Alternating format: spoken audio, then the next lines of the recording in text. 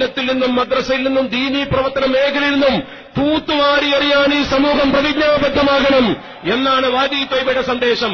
ആ സന്ദേശം പുതുതലമുറക്ക് കൈമാറാൻ എന്റെ പ്രിയപ്പെട്ട സഹപ്രവർത്തകർ തയ്യാറാകണമെന്നും ഈ ബോധനം നമ്മുടെ സമൂഹത്തിൽ നൽകണമെന്നും പറയുന്നതോടൊപ്പം മഹല്ല് ഭാരവാഹികളും രാഷ്ട്രീയ നേതാക്കളും പ്രമുഖരായ ഉത്തരവാദപ്പെട്ട ആളുകളുമുള്ള സദസ്സായതുകൊണ്ട് പറയുന്നു, ഇത്തരക്കാർക്ക് ഒരു തരത്തിലുള്ള സഹായവും ചെയ്തു കൊടുത്തുകൊണ്ട് നമ്മുടെ സമൂഹത്തിൽ എന്തിന്റെ പേരിലാണെങ്കിലും ശരി അവരെ ന്യായീകരിക്കപ്പെടുന്നൊരവസ്ഥ, അവർ അംഗീകരിക്കപ്പെടുന്നൊരവസ്ഥ ആരുണ്ടാക്കിയാലും അത് ഈ ഉമ്മത്തിനോടും ദീനിനോടും ചെയ്യുന്ന കടുത്ത പാതകമായിരിക്കുമെന്ന് സാന്ദർഭികമായി സൂചിപ്പിക്കുന്നതോടൊപ്പം കണ്ണിയത്ത് ഉസ്താദിന്റെ അതേ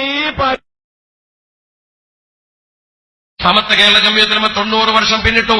100ാം വാർഷികം സമത്വ ആഘോഷിക്കുമ്പോ ആ 100ാം വാർഷികത്തിന്റെ ആഘോഷവേളയിൽ ഇങ്ങനെ ഒരു സംഘടന തന്നെ ഭൂമുഖത്തില്ലാത്ത വിധം അത് തുടച്ചു നീക്കപ്പെടാൻ ആവശ്യമായ പ്രവർത്തനം ഏറ്റെടുക്കണം നിങ്ങളെന്ന് പറഞ്ഞുകൊണ്ട് സമത്വ കേരള ജംഇയ്യത്തുൽ ഉലമ 90 വർഷം പിന്നിട്ടു.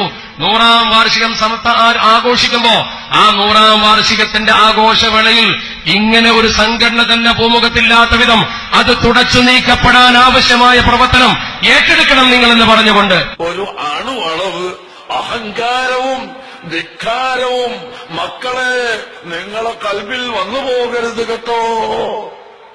എന്റെയും നിങ്ങളുടെയും ആരുടെ കൽബിലും ഒരണുമണി പോലും ധിക്കാരം വന്നു പോകണ്ട. എന്തെല്ലാം ബുദ്ധിമുട്ടുകൾ സഹിച്ചാണ് ഈ ആളുകൾ ഇവിടെ ഒരുമിച്ച് കൂടിയത്. വഴിമധ്യേ വെച്ച് ബസ്സിനെ അടിച്ചവരും ബസ്സിന് കുത്തിയവരും കാറ്റൊഴിക്കാൻ ശ്രമിച്ചവരും അതുപോലെ മറ്റ് അക്രമങ്ങൾ ചെയ്യാൻ മുതിർന്നവരുമൊക്കെ ഉണ്ടായി. ഞങ്ങളെ കുട്ടികളോട് ഞങ്ങൾ പറഞ്ഞു, മക്കളെ നിങ്ങൾ പ്രതികരിക്കരുത്, ഒരിക്കലും പ്രതികരിക്കരുത്. ഇവിടെ ഞാൻ ഇനിയും നിങ്ങളോട് പറയുന്നു, നിങ്ങൾ നാട്ടിൽ തിരിച്ചു ചെന്ന് പ്രതികാരം വീട്ടരുത്. ഇൻഷാ അല്ലാഹ് അതിനെല്ലാം സ്വയം പ്രതികാരവും പരിഹാരവും അല്ലാഹു തആല ഉണ്ടാക്കി തരിക തന്നെ ചെയ്യും. നിങ്ങൾക്ക് സംശയം വേണ്ട.